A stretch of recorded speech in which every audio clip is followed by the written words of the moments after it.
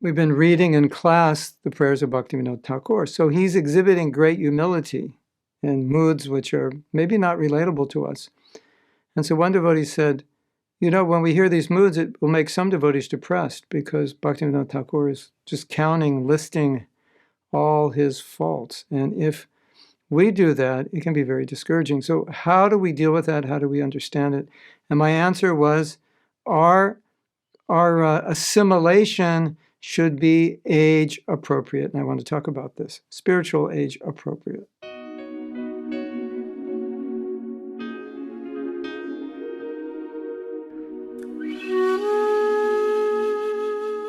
The point that this devotee was making is that she has seen sometimes devotees become discouraged when they start seeing their faults. And Bhaktivinoda Thakur is seeing a lot of faults in himself, but of course he's not becoming discouraged.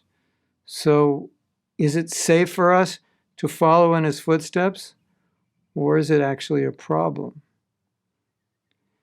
So I was explaining this concept of age appropriate. Age appropriate means you process according to your realization. That's why, and your level of advancement. And that's why Prabhupada said, you don't want to imitate, you want to follow the principle, the example.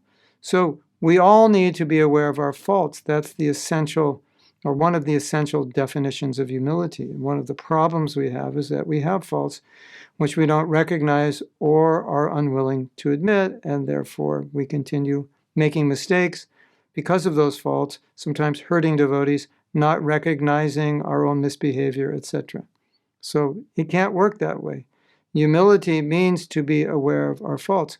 So we all have faults. It's just the nature of this world. You could say the qualification for being in this world is you have faults. If you were perfect, you wouldn't be here.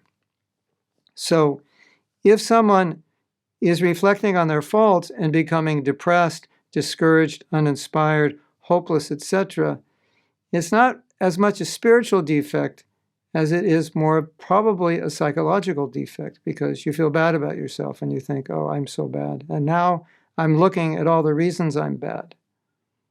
But that's what we're supposed to do. But we're supposed to do it in a way that actually inspires us. It doesn't encourage us. Obviously, Bhaktivinoda Thakur is not discouraged by listing his faults or listing his, explaining how helpless he is, etc. It's not like that. So if you are hearing about the faults of great devotees and thinking you have to do that, and that's discouraging you, it's probably because you are identifying your faults as who you are. You may be lacking in self-esteem. You're just taking it in the wrong way. And so what you want to be able to do is to be able to see your faults and be able to, as Bhaktivinoda Thakur did, is just pray to Krishna that I need your help with these faults. That's his listing of faults was simply to show Krishna, look at the mess you're dealing with.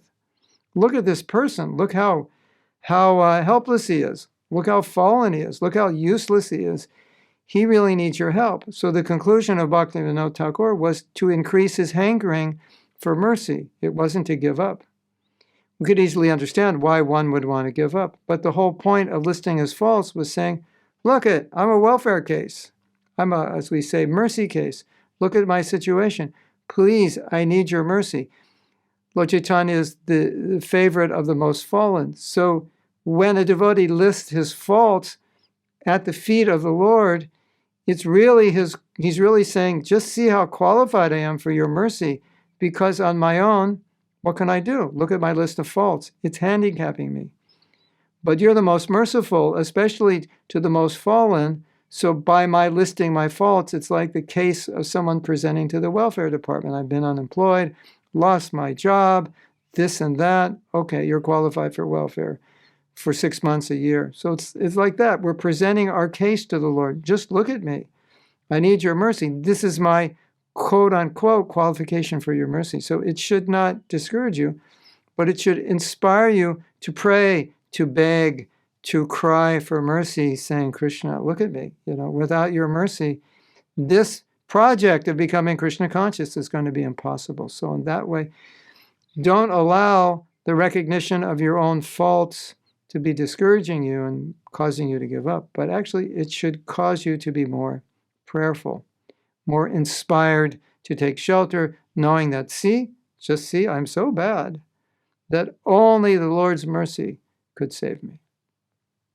And I need it, and I have to cry for it. And if I don't feel like crying for it, I have to cry because I'm not crying for it.